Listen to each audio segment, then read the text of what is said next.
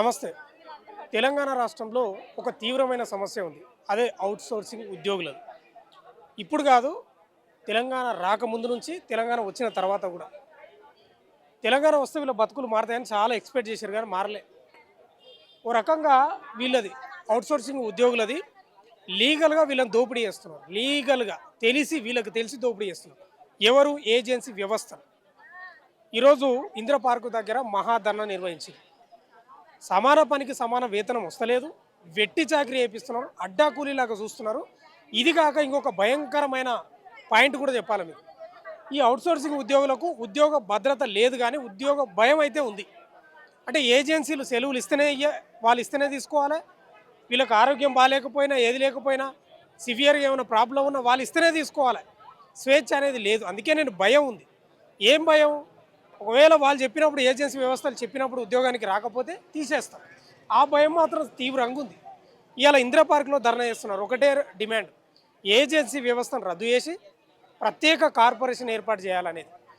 Corporation ఏర్పాటు చేస్తే ఏమవుతుంది? వాళ్ళకు కూడా రెగ్యులర్ ఉద్యోగులతో పాటు ఉద్యోగ భద్రత, 1 తారీఖే శాలరీ, సెలవులు ఇవన్నీ ఉంటాయి.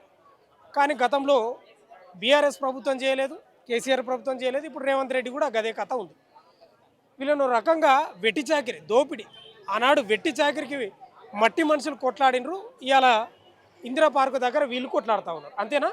ఇవాళ రేవంత్ రెడ్డి ఇందిరా పార్కును పునరుద్ధరించిన ధర్నా వేసుకోవచ్చు, మీ సమస్యలు చెప్పుకోవచ్చు అంటున్నాడు. కానీ చెప్పుకుంటే ఏం లాభం? ఓన్లీ ధర్నా బారోకే పరిమితం అవుతుంది తప్ప సమస్యలు పరిష్కారం అయితే లేవు. మన దగ్గర ఆర్టీసీ అవుట్‌సోర్సింగ్ కార్మికులు ఉన్నారు, మాట్లాడదు. మీరు ఏంది కండక్టర్ గానా? అవును సార్. ఎన్నేళ్ళ నుంచి అమ్మా? 5 మంత్స్ నుంచి చేస్తున్నా సార్ నేను. ఎట్లుందమ్మా మీకు ఉద్యోగం? అంటే ఉద్యోగానికి ముందు చెప్పింది ఒకలా ఉంది. ఉద్యోగానికి తర్వాత ఒకలా ఉంది సార్. ఫస్ట్ ఆఫ్ ఆల్ ఏంటంటే అవుట్‌సోర్సింగ్ అనే వర్డ్ ఏదైతే ఉందో అది చాలా ఇన్సల్టింగ్ సార్ ఫస్టు.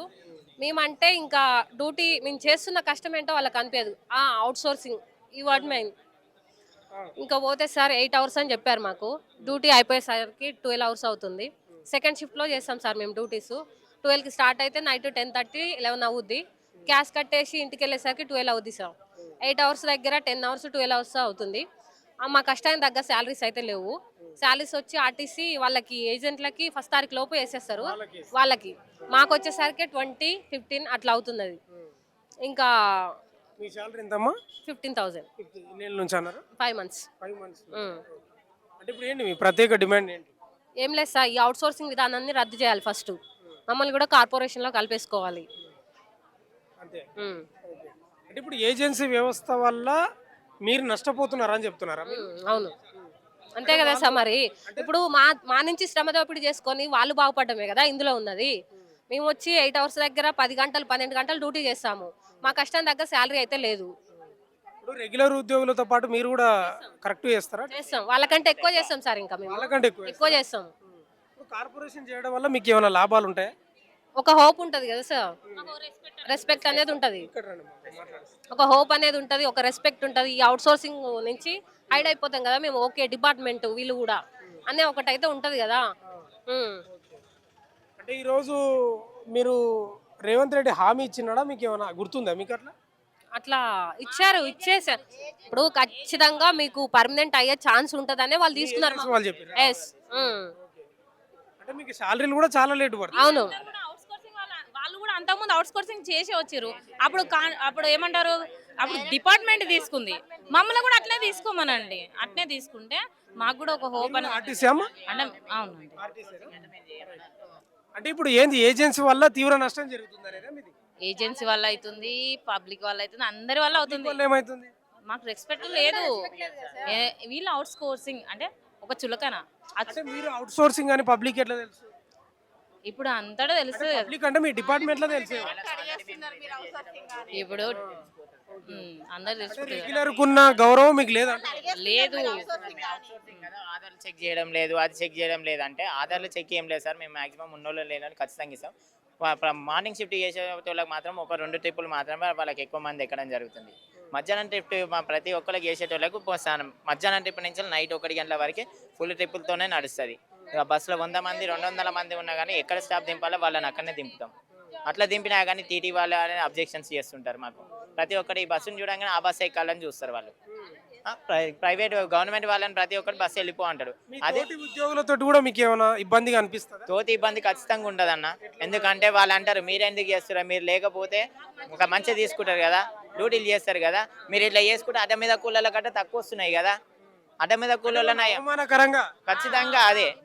మీరు ఎందుకు చేస్తున్నారయ్యా మీరు డ్యూటీలు, మీరే నిమ్మలంగా ఇంట్లో ఉండిపోరి, వాళ్ళే తీసుకుంటారు 4 రోజులు 5 రోజులు మా భారం. కొంతమంది ఏమంటారు, అయ్యా మీరు ఇంతవరకు వచ్చినా కానీ మమ్మల్ని ఇంకా సతాయిస్తారు ఎందుకని కొంతమంది అంటారు. ఒక్కొక్కరు డబల్ చేసేటోళ్ళని. మేము మార్నింగ్ షిఫ్ట్ రాగానే మళ్ళీ ఇంటికి డ్యూటీ అయిపోగానే మళ్ళీ మేడం పిలిచి మళ్ళీ ఒకసారి డీడీ చేయమని పిలుస్తుంది.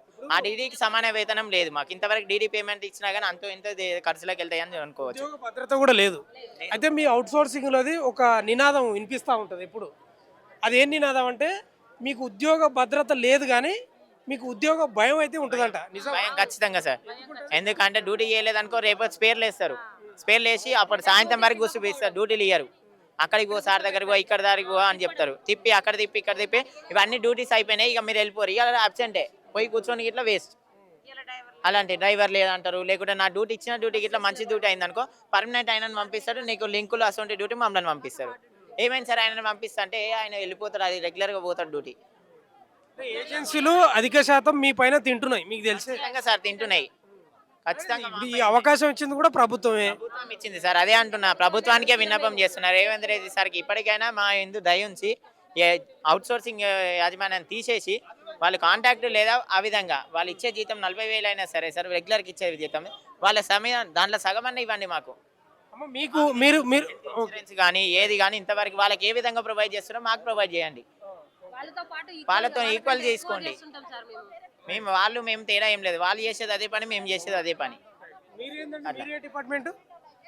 నా పేరు పులి లక్ష్మయ్య. నేను తెలంగాణ రాష్ట్ర అవుట్ సోర్సింగ్ జేఏసీ చైర్మన్ మరియు అధ్యక్షులు. ఈరోజు మేము ఇందిరా పార్క్ దగ్గర మా రాష్ట్ర అవుట్ సోర్సింగ్ జేఏసీలో ఈ నిరసన కార్యక్రమాన్ని తెలియజేయడానికి మొట్టమొదటి కారణం, మీరు ఇచ్చిన సర్కులర్ని ఏజెన్సీలను తీసుకొస్తున్నాం అనే సర్కులర్ని ఉపసంహరించుకొని మేము ఏజెన్సీలను తీసేసి కార్పొరేషన్ ద్వారా నేరుగా జీతాలు అందిస్తారని చెప్పి ఆ జీవో వచ్చేదాకా మా పోరాటాలు ఆగవు మొట్టమొదటిసారిగా. అదేవిధంగా మళ్ళొక్కసారి మేము చెప్తా ఉన్నాం, ఈరోజు తెలంగాణ రావడంలో ప్రధానమైన కీలక పాత్ర పోషించినటువంటి వాళ్ళలో మా ఉద్యమకారులతో సహా మేము అందరం కూడా ఆ రోజు తెలంగాణ ముద్దలో పాల్గొన్నాం. నాడు సోనియా గాంధీ కనుక ఈ డబ్బులకు అమ్ముడు పోయినట్టు మీరు ఏజెన్సీలకు అమ్ముడు పోయినట్టు ఆ రోజు సోనియా గాంధీ గారు కానీ దేశ హైకమాండ్ కనుక ఆ రోజు డబ్బులకు ఆంధ్ర వాళ్ళకు అమ్ముడు పోయి ఉంటే ఇలా తెలంగాణ వచ్చేదాన్ని నేను సూటిగా అడుగుతున్నా మిమ్మల్ని. ఇవాళ తెలంగాణకు మీరందరూ ముఖ్యమంత్రి అయ్యేవాళ్ళ, మీరు పిసిసి అధ్యక్షులు అయ్యేవారా? ఆనాడు మీ దేశ హైకమాండ్, కాంగ్రెస్ హైకమాండ్ ఆ రోజు డబ్బులకు అమ్ముడు పోకుండా నాటి తెలంగాణ ప్రజలదు వారి యొక్క రాష్ట్రం అనేది వారి కళ, వారు అన్నో ఆత్మహత్యలు చేసుకురు, వాళ్ళకు మనం సహకరించాలని చెప్పి ఆనాడు బిల్లులు పాస్ చేసి తెలంగాణ తీసుకొచ్చినటువంటి మీ హైకమాండ్తో పోల్చుకుంటే ఇవాళ మీరు మార్చి 31 తర్వాత ఏజెన్సీలను తీసుకొస్తే మీరు కుమ్మలాట కాబోతున్నది మాకు స్పష్టంగా అర్థమవుతా ఉంది. అందుకే ఇప్పుడు భిక్షాటన చేసినాం. ఈ భిక్షాటనతోని మా యొక్క డబ్బుల్ని రాష్ట్ర అవుట్ సోర్సింగ్ చేసి పక్షాన ఏప్రిల్ 11వ తారీఖున ఢిల్లీ దగ్గర పోయి సోనియా గాంధీ, రాహుల్ గాంధీ గారిని కలిసి ఇక్కడ జరుగుతున్న సమస్యని మేము భిక్షం ఎత్తుకున్నామమ్మా, మీరు ఇచ్చిన తెలంగాణలో మా బతుకులు ఆగమైపోయి 2 సంవత్సరాలు దాటిపోయింది, ఈ 2 నెలల్లో మా బతుకులు ఆగం చేస్తూ ఉంది ప్రజాప్రభుత్వం. ఇప్పటికైనా మీరు కళ్ళు తెలవకపోతే నష్టం జరిగే ప్రమాదం ఉన్నది. ఏజెన్సీలతో కుమ్మెక్కారు కాబట్టి మీరు దీంట్లో ఇన్వాల్వ్మెంట్ అయ్యి నాడు తెలంగాణ ఎట్లా సాధించారో ఎట్లా ఇచ్చిరో మరొకసారి ఇక్కడున్న కమాండ్కి చెప్పి ఏజెన్సీలను తొలగిస్తున్నాం, కార్పొరేషన్ ద్వారా నేరుగా జీతాలు అందిస్తున్నాం అని చెప్పి వచ్చే ప్రకటన వరకు కూడా మేము ఢిల్లీలోనే కూర్చుంటామని చెప్తున్నాం. అంతేకాకుండా ఇవాళ ఉద్యోగాలు తీసేస్తే ఒకటేసారి 5 లక్షల మంది ఉద్యోగాలను తీసేయండి, లేదా 5 లక్షల మంది న్యాయం చేయండి, కానీ 700 మందిని తీసేయడం 800 మందిని తీసేయడం కాదు. ఇవాళ తెలంగాణ రాష్ట్రంలో 5 లక్షల మందికి అన్నీ ఉంది. ఇవాళ ఆర్టీసీలో అదే పరిస్థితి ఉంది. ఎందుకంటే ఏజెన్సీలు ఎవరికి పుట్టినవి ఏజెన్సీలు ఎన్ని డబ్బులు ముడుతున్నాయి మీకు, వేల కోట్ల రూపాయలకు మీరు అమ్ముడు మా తెలంగాణ ప్రజలు అవుట్ సోర్సింగ్ ఉద్యోగస్తుల రక్తాలను మీరు అమ్ముతా ఉన్నారు ఏజెన్సీలకు. మీరు దయచేసి ఏజెన్సీలు ఈ జలగ కనుక మన రక్తం పిలిచి ఎట్లా తెలియదో ఇన్ని సంవత్సరాలు మాకు తెలియక ఇప్పుడు మేము ఏకమైనాం. రాబోయే రోజుల్లో అవుట్ సోర్సింగ్ ఉద్యోగస్తులు ఢిల్లీ ప్రోగ్రాం ద్వారానే మేము గట్టిగా పోరాటం చేస్తామని చెప్పి కూడా మన తొలిగి వెలుగు ద్వారా మేము ప్రభుత్వానికి గట్టిగా హెచ్చరిక జారీ చేస్తాం. మీ అమ్మ మాట్లాడతారు ఒక నిమిషం. మీ అవుట్ సోర్సింగ్ ఏజెన్సీ వాళ్ళది ఎట్లుందంటే వీళ్ళది ఇంకా వండినోందే గిన్నె, తిన్నోందే ఇస్తరాకు, గీసినోందే గుండు, వాళ్ళు చెప్పిందే ఆట, వాళ్ళు చెప్పిందే పాట. మీకు ఉద్యోగ భద్రత లేదు కానీ భయం మాత్రం 100% ఉంది. మీరు అధికారి ఇప్పుడు ఎప్పుడు తీసేస్తారో కూడా తెలియదు అన్న ఈ అధికారులు ఏజెన్సీలు. మీరు అన్నట్టు ఎప్పుడు తీసేస్తారో చాలు. ఇవాళ సాయంత్రం ఒక అధికారికి నచ్చలేదు అనుకో, ఫర్ ఎగ్జాంపుల్ ఆయన చెప్పిన మాట వినలేదనుకో, బాబు నువ్వు రేపటి నుంచి రావద్దు అంటాడు. ఈయన చేసిన సంవత్సరాల సర్వీసు పోద్ది, ఆయన వెనక కుటుంబం రోడ్డున పని ఏదైనా కానీ నా అధికారం ఉంది, నా ఏజెన్సీ ఉందని చెప్పడం, మళ్ళీ నిరుద్యోగుల్ని అన్న మీది రెగ్యులర్ అవుతుంది, ప్రభుత్వం చేసే ఆలోచన ఉందని చెప్పి ఒక నిరుద్యోగం నుంచి మీరు 1,00,000-2,00,000 రూపాయలు తీసుకొని మళ్ళీ అయ్యే పోస్టులు అమ్ముతా ఉన్నారు. ఏం జరుగుతుంది ఈ తెలంగాణలో? తెచ్చుకున్న తెలంగాణలో అటు నిరుద్యోగుల్ని 2,00,000 అన్యాయం చేస్తారు, ఈ ఉద్యోగాలు చేస్తున్న వాళ్ళకి అన్యాయం చేస్తారు. వచ్చే 13,000 రూపాయలు కూడా ఇలా సూటిగా మీరు 110 మన ఎమ్మెల్యేలు ఉన్నారు మన దగ్గర తెలంగాణ 110 ఒక్క నెల జీతం మీకు పెండింగ్ ఉన్నదా? మీకు ఒక నెల జీతం పెండింగ్ ఉందా? ఎమ్మెల్యేలకు, మంత్రులకు పెండింగ్ ఉన్నాయా? ఐఏఎస్ అధికారులకు జీతాలు పెండింగ్ ఉన్నాయా? మీకు వచ్చే 1,50,000-2-3 లక్షల జీతాలు మీ ఎలవెన్సెస్ లేవు. మరి మా జీతాలు ఇలా 10 నెలలు 5 నెలలు 3 నెలలు జీతాలు పెండింగ్ ఉన్నాయి.